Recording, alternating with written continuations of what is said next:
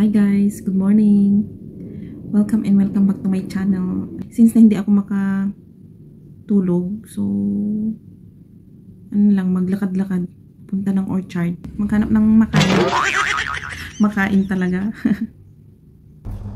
So yan na nga guys, bago ako alis, ayan, linisan ko muna yung sa kwarto ko. Kasi ang daming buhok naglagas, as in. Palaging ganyan, madaming naglalagas. Pero makapal pa rin yung buhok ko guys.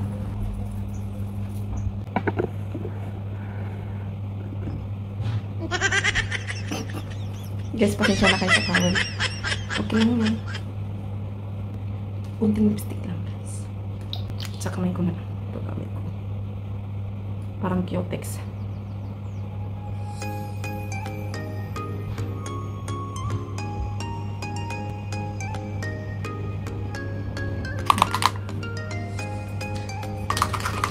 Lang ko pala ito. Sanda.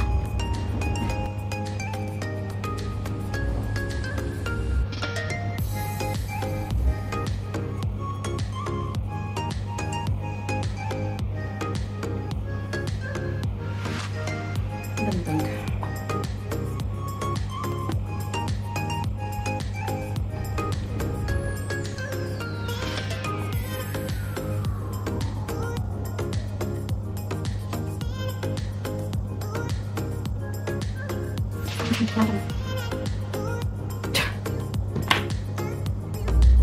O diba, naka-Cutex. Gamit ko pala ito. Baka naman. Baka naman karon niya.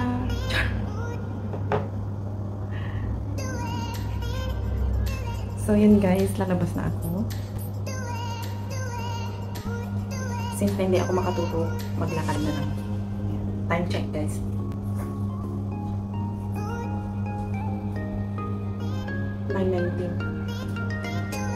Alas 9 na, mainit na. Kaya ako nag-jacket. Dito sa Singapore, kahit mainit, marami pa rin nagja-jacket. Guys, pasensya na kayo sa kulay ng kwarto kasi nag-close na ako ng curtain. Yung kulay ng curtain is orange or red. Guys, may nasagasahan na naman na squirrel. Squirrel ito guys. Kawawa naman oh. Ayan.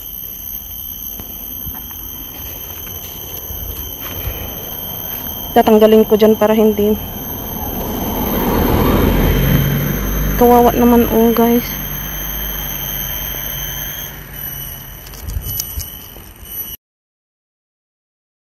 Hindi ko lang.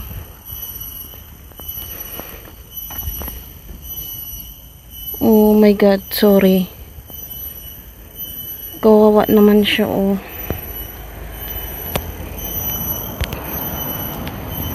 Yan guys.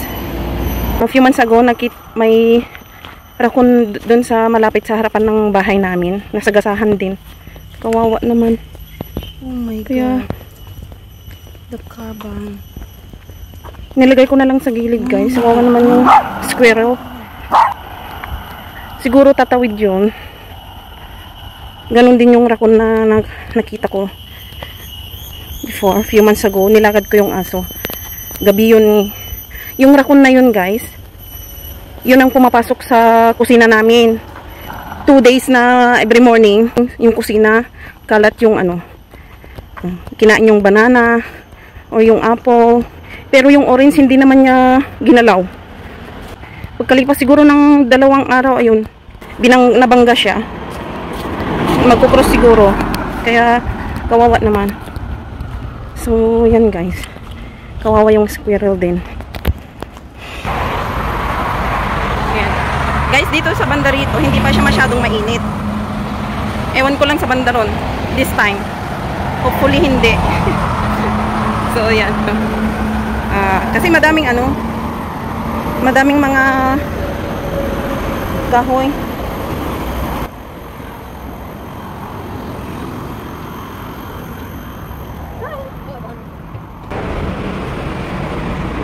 Ganda nito oh, tapos na. Parang 1 taon lang ginawa yung building na yan guys. So, ayan ang lidon.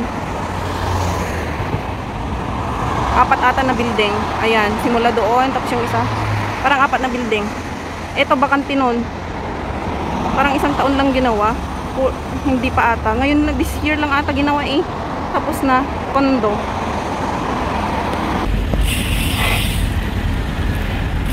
Guys, ang init na dito. Dito na ako sa Botanic Garden.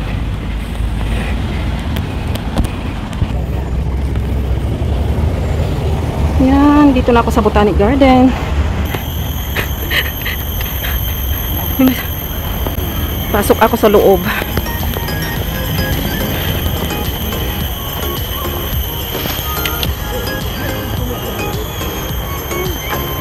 Tagal na yung puno na yan, ang laki. Ilang taon na yan.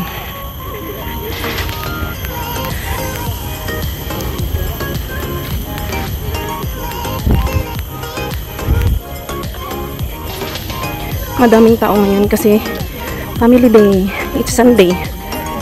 So, may mga bata.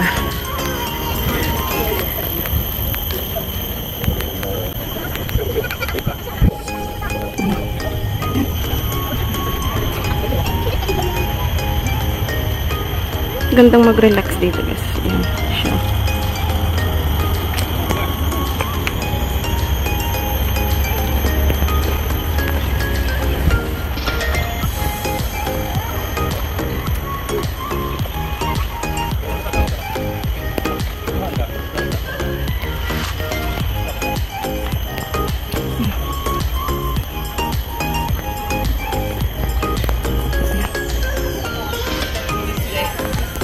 Baba tayo. Hanggang dito lang ako sa lake, guys. Hindi na ako pupunta sa mga orchids doon. Medyo malayo. Ayan.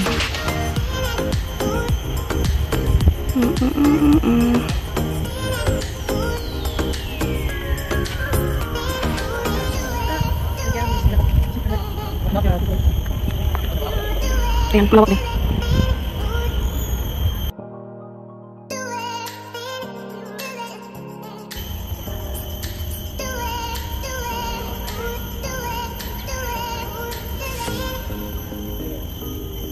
May pasyalan ko nga dito.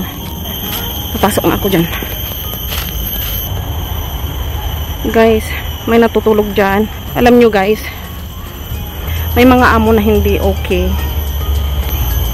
Mga iba dyan, pag mag-off sila, kahit gusto nilang mag-stay sa loob ng kanilang bahay, hindi pwede.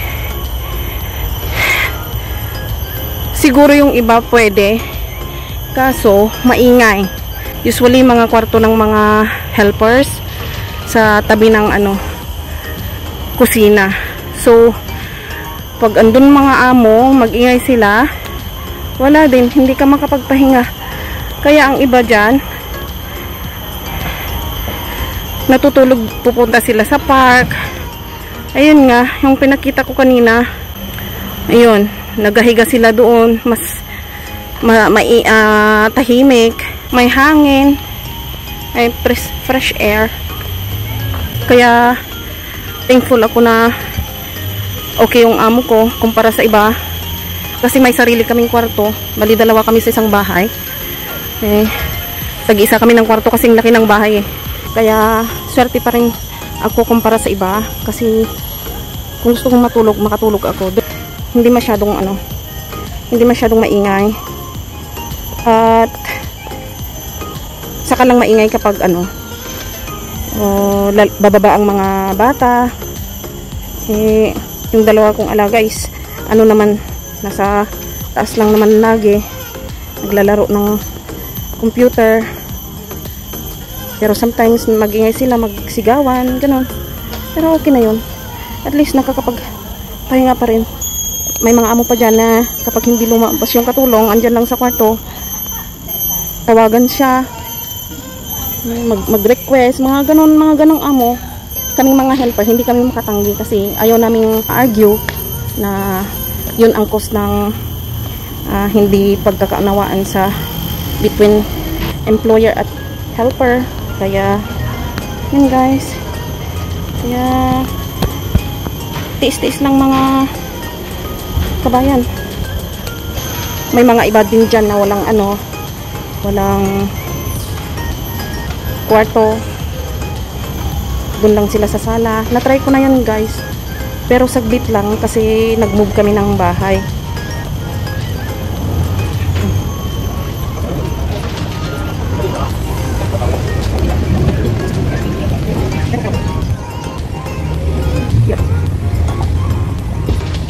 Ang dami mga bulaklak. Ayan, may purple, may orange, may red. Ayan siya. Tsaka may yellow din. Hindi mawawala yung yellow. Diyan ako pumasok kanina. Diba? So, yan nga guys. Papunta na ako sa Lucky Plaza para kakain. Magkape.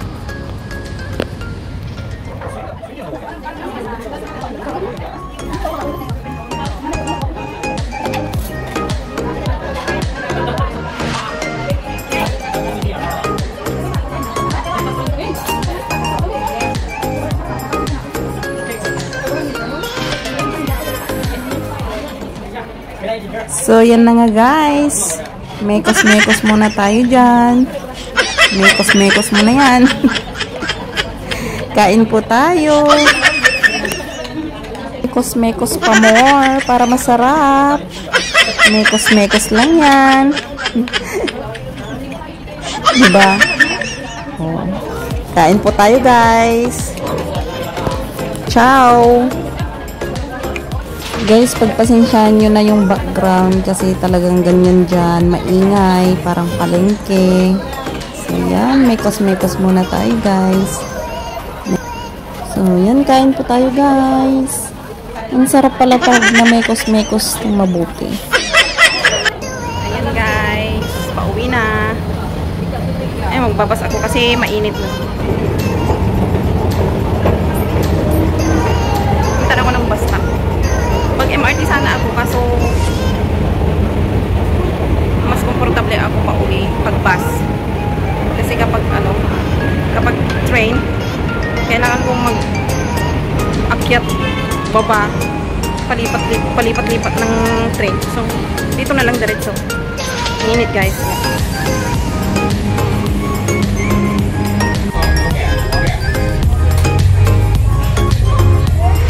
Doon ako sa bahay mag-outro guys.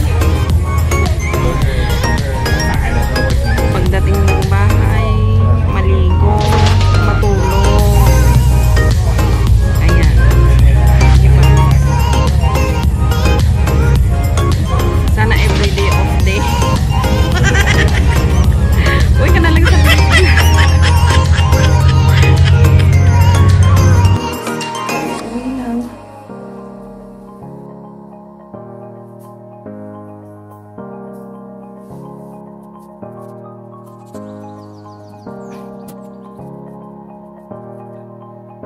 ko lang. So,